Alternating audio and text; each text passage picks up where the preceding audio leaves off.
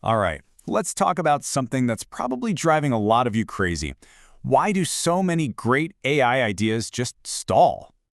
You know the drill, right? Your team comes up with this awesome AI idea, you build it, it looks fantastic, and then you send it off to the governance board, and crickets. It just gets stuck. Why? What is actually happening here?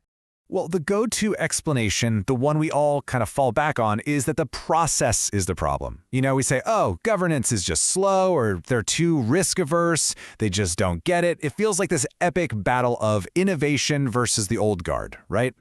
But what if that's not really what's happening? The truth is, most AI ideas don't actually get blocked. They stall. And they stall because they show up, well, incomplete. They're great at explaining what the AI does, but they completely forget to describe the entire system around it. So, let's break this down. First up, the governance gridlock, and why it feels like such a blocker. And to really get why things get stuck, it's super helpful to look at what's already working, what's sailing right through. Think about it. Most places are already using AI and loving it. We're talking about all the assistive stuff, tools that summarize documents, help with data analysis, brainstorm ideas. These things seem to fly through any review process. So why is that? Why are they so easy to approve?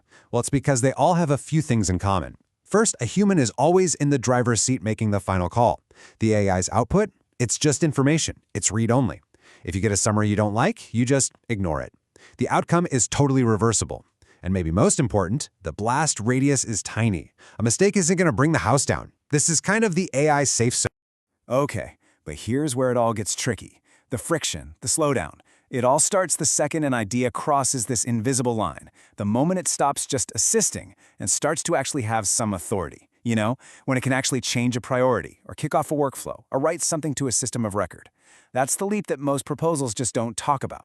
And that right there, that failure to talk about the leap, creates this huge disconnect, which brings us right to our next point, the difference between an idea and a full system design.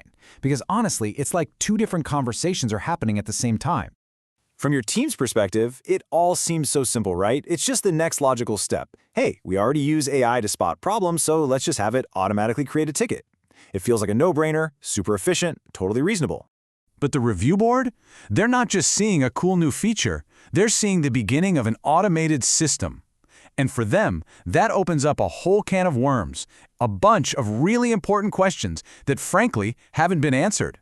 And so they start asking things like, okay, where exactly does this AI's output become a real action?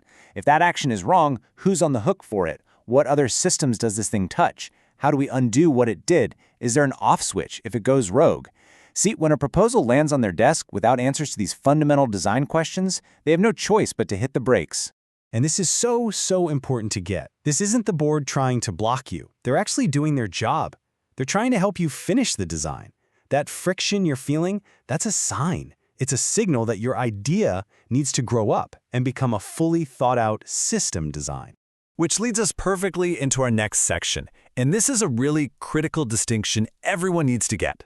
The difference between assistive AI and operational AI. Let's just lay it out. With assistive AI, a human is the decision maker. The outputs are just insights, stuff you can read. It's easy to reverse and the blast radius is small. But once you cross over into operational AI, everything changes. Now, the system is the decision maker. Its outputs have a real impact on other systems. Reversing a decision, that can be really hard, maybe even regulated. And that blast radius, it gets a whole lot bigger. We're talking about a completely different league of risk here.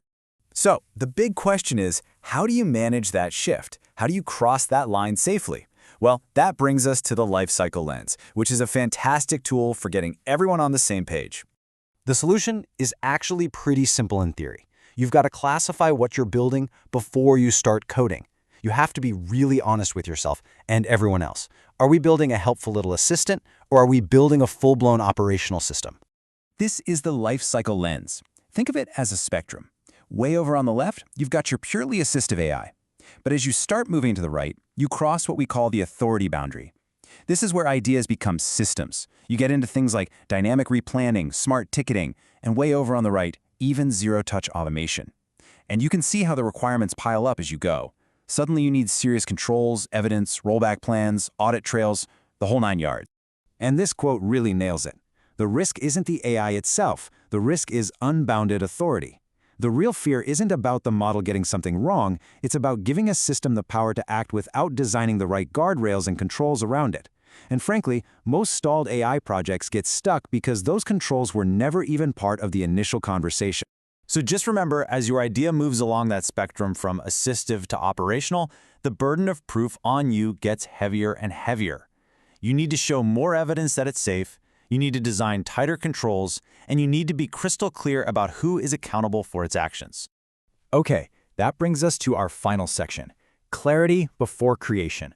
The whole point of this framework is to provide a clear path forward, and it's all about getting that design clarity before a single line of code is written. Now let's be super clear about what this does and does not do. This whole explanation, it helps you understand why your ideas are stalling. It gets you ready for those tough conversations with governance. But what it is not is a permission slip. It doesn't give you a green light to just deploy whatever you want, and it absolutely does not replace your company's actual evaluation or governance process. It's a tool to help you navigate that process. And that's where the magic is. Because when your team can walk into that review meeting and say, look, we are proposing a transitional system, and here are the specific controls, the rollback procedures, and the accountability plan we've designed for it, wow, the entire conversation shifts. It just moves so much faster because you're finally all speaking the same language. Let's circle back to this one last time, because it's really the most important thing to remember. The problem is almost never the AI model. The problem is unbounded authority that was just never designed. So the next time your AI project hits a wall, don't blame the algorithm. Ask yourself, did we accidentally propose giving a system authority that we never actually designed the controls for? So I'll leave you with a question to take back to your team. Are you building an AI capability, or have you actually designed an entire system? Answering that question honestly, that's the key. That's how you get your best ideas off the whiteboard and into the real world. Thanks for tuning in.